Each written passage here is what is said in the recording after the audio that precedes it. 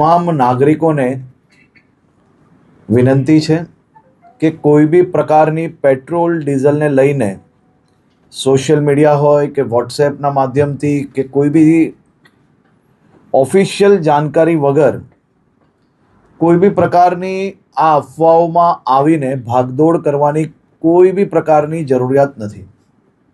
રાજ્ય સરકાર અને ખાસ કરીને કેન્દ્ર સરકાર દ્વારા આ જથ્થાઓ અને સપ્લાય માટેનું ડેલી નિરીક્ષણ થાય છે અને રાજ્યને તમામ પેટ્રોલ પંપો પર પેટ્રોલ ડીઝલ માટે પૂરતી વ્યવસ્થાઓ પહોંચી વળે તે માટેની સંપૂર્ણ તૈયારીઓ બી છે.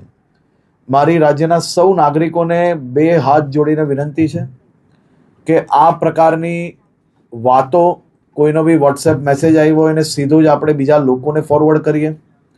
કોઈ બી પ્રકારની જાણકારી વગર સંપૂર્ણ માહિતી વગર પોસ્ટ મૂકીને આપણે આપણી જોડે જોડે હજારો લોકોને કારણ વગરના એમનો સમય વેડફીએ અને સાથે સાથે કોઈ બી પ્રકારે શહેરમાં કે રાજ્યમાં આ પ્રકારની ખોટી માહિતીઓ ફેલાવનાર લોકો પર બી આવનારા દિવસોમાં કડક પગલાં ભરવામાં આવશે. ખાસ કરીને વિનંતી છે કે કોઈ ચિંતા કરવાની આવશ્યકતા નથી. પેટ્રોલ ડીઝલ સંપૂર્ણપણે બધા જ પેટ્રોલ પંપ પર મળી રહે તે માટેની વ્યવસ્થાઓને ખાસ કરીને મુખ્યમંત્રી શ્રી બી દર 2 દિવસે એનો રિવ્યૂ લઈ રહ્યા છે અને ભારત સરકારમાંથી બી તમામ મંત્રાલયો આ બધા જ વિષયોમાં રેગ્યુલર રિવ્યૂ એમનું લઈ રહ્યા છે. આભાર. ભાઈઓ, છેલ્લા આજે 4-5 કલાકથી અમદાવાદના દરેક પેટ્રોલ પંપે લાઈનો લાગી છે પેટ્રોલ અને ડીઝલ માટે.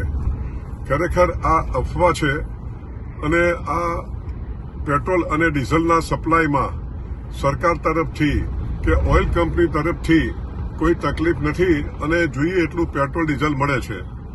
અમને સરકાર તરફથી કે ઓઇલ કંપની તરફથી કોઈ એવા આદેશો અમને નથી મળ્યા કે પેટ્રોલ અને ડીઝલ તમારે ઓછા પ્રમાણમાં વેચવાનું.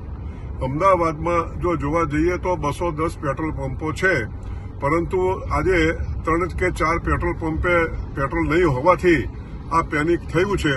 માટે હું પ્રજાને વિનંતી કરું છું કે આવી કોઈ અફવાઓ માનશો નહીં અને આપને જોઈએ એટલું પેટ્રોલ અને ડીઝલ મળવાનું છે અને આવું જ્યારે પરિસ્થિતિ હોય ત્યારે આપણે અફવાઓ ન માનીને અને પેનિક ન કરવું જોઈએ અને અમારા પેટ્રોલ પંપને ના ડીલરોને આપ સાથ અને સહકાર આપો તેવી અમારી નમ્ર વિનંતી છે. આભાર. ચાલુ જ રહેવાનું છે પેટ્રોલ પંપ.